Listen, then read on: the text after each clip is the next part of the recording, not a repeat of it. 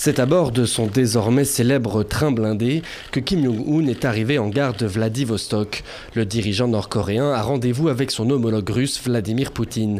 Ce sommet est une première pour les deux hommes qui ne se sont jamais rencontrés. Kim Jong-un espère obtenir de son voisin russe un soutien dans le dossier sur le nucléaire avec les États-Unis et sortir ainsi de son isolement diplomatique. Dans ce centre de santé de Mitundu au Malawi, ces mères et leurs enfants font la queue depuis hier. Depuis que le pays a lancé le premier test grandeur nature du vaccin expérimental contre la malaria, toutes les familles veulent en bénéficier.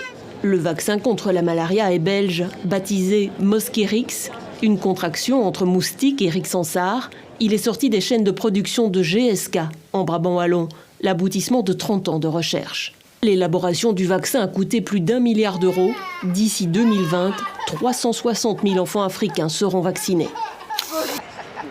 Un chapiteau monté, des dizaines de tentes plantées.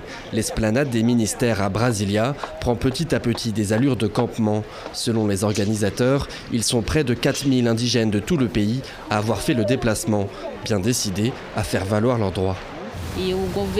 Depuis le 1er janvier, le gouvernement attaque le peuple indigène, leurs droits, leur santé, leur éducation. Par exemple, dans les universités, il y a eu des coupes budgétaires. Des étudiants indigènes ne reçoivent plus leur bourse.